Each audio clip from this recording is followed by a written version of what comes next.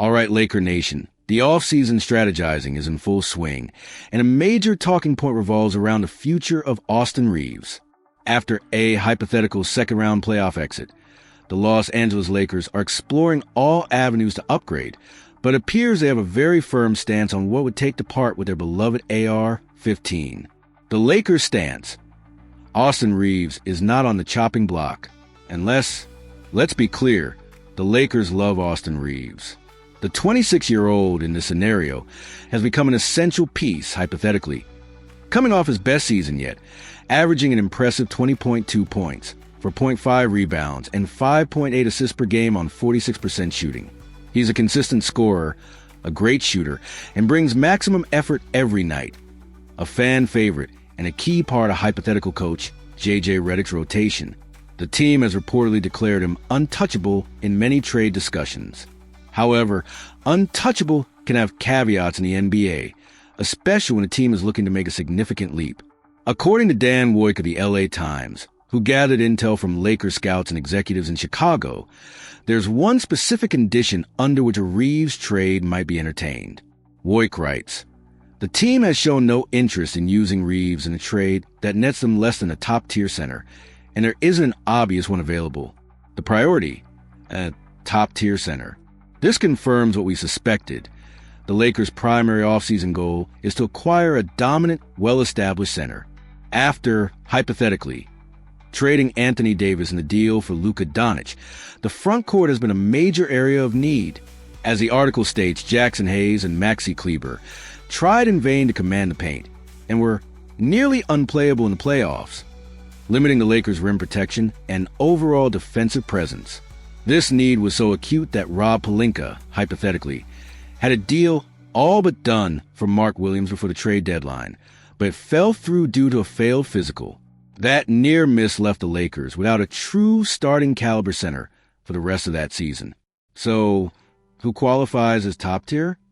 The article mentions a couple of names that have been linked to the Lakers, though it questions if they meet that top tier threshold or if Reeves alone would be enough. Nick Claxton, Brooklyn Nets, a young, athletic, defensive-minded center. He's a name that has surfaced in trade talks. The question is, would the Nets consider a package around Reeves? And do the Lakers view Claxton as truly top tier? Daniel Gafford, Dallas Mavericks, another popular target. His hypothetical: previous experience playing with Luka Doncic is a significant plus, potentially easing his transition. His defensive energy and versatility are attractive. However, many teams are expected to pursue him. The report also suggests the Lakers could make a play for centers like Brook Lopez, Mitchell Robinson, or even Jonas Valanciunas if they're willing to pay the price. The bottom line: Reeves is a cornerstone. Despite being one of the Lakers' most valuable trade assets, the organization sees Austin Reeves, alongside Luka Doncic, as the future of the franchise. They are not looking to trade him for just any upgrade. It would have to be for a game-changing, top-tier center who can solve their biggest positional need and elevate them to true championship contention alongside LeBron and Luka. So, Laker Nation, the message is clear. Austin Reeves isn't going anywhere unless a truly elite center is coming back. Who do you consider a top-tier center worth trading Reeves for? Are Claxton or Gafford in that category? Or should the Lakers aim even higher, even if it means adding more to a Reeves package? Let us know your thoughts in the comments. This will be a key storyline to watch all offseason. All right, Laker Nation, the rumor mill keeps churning, and the latest hypothetical trade proposal from Clutch Points has the Los Angeles Lakers potentially making a blockbuster move for a multi-time Defensive Player of the Year, Rudy Gobert. But the big question is, what would it cost? The hypothetical trade proposal. Here's the deal laid out by Clutch Points. Los Angeles Lakers receive Rudy Gobert, center. Josh Minott, forward. Minnesota Timberwolves receive Austin Reeves, guard. Gabe Vincent, guard. Maxi Kleber, forward/center. Why the Lakers might do it? Addressing a glaring need. It's no secret the Lakers are in dire need of a starting center.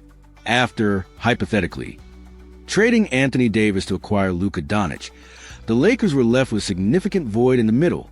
As the article points out, They were forced to use Jackson Hayes and even wings like Rui Hachimura and Jared Vanderbilt at the 5 during the hypothetical playoffs, which ultimately resulted in a first-round exit at the hands of these very same Timberwolves.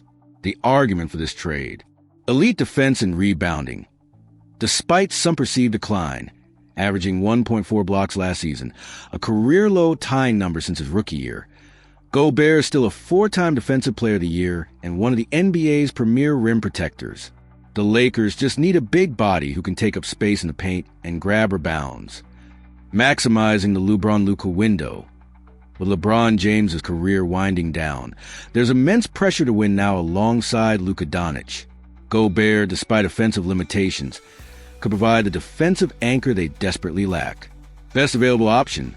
The article posits that Gobert might be arguably the best center the Lakers could trade for, and LA might not have a better option to fill this crucial role. The hefty price, losing Austin Reeves, and more. This is where the deal becomes incredibly tough for the Lakers and their fans. Austin Reeves, hypothetically, coming off a season averaging 20.2 points per game, Reeves has blossomed into a star and a fan favorite. The article even argues Reeves is arguably a better player than Gobert today, and his future looks brighter as well. Giving him up would be a massive decision. Gabe Vincent and Maxi Kleber. Losing these two further depletes depth, though the main piece is clearly Reeves. Gobert's offensive limitations. The article notes his clear limitations on offense, particularly in the post, with his handle and shooting from mid-range or deep. The core question is whether LA's desperation for a center would push them to pay such a steep price. Why the Timberwolves might do it, shaking things up.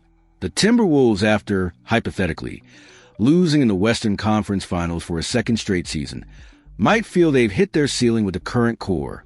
Free agency concerns.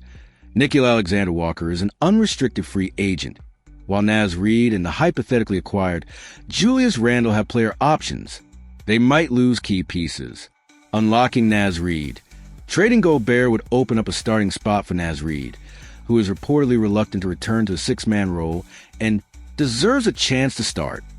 Acquiring offensive firepower and perimeter depth. Austin Reeves will provide elite shooting and playmaking, potentially becoming a legitimate superstar alongside Anthony Edwards. He could also take over point guard duties when Mike Conley eventually retires. Financial flexibility.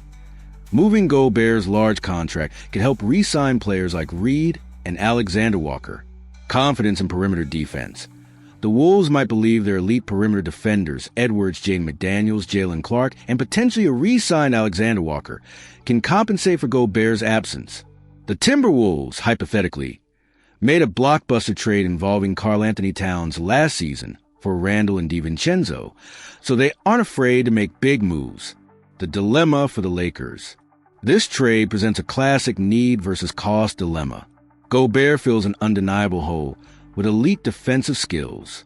However, trading Austin Reeves, a young, ascending player who is crucial to their offense and future, for a center with offensive limitations and a massive contract is a monumental risk. Remember, previous reports indicated the Lakers would only trade Reeves for a top-tier center, and it was questionable if one was available. Is Gobert, with a specific skill set and contract, the top-tier player that justifies his cost? What do you think, Laker Nation? Is Rudy Gobert the answer at center? Is he worth Austin Reeves, Gabe Vincent, and Maxi Kleber? Or is the price simply too high for a player with Gobert's offensive limitations? Let us know your thoughts in the comments below.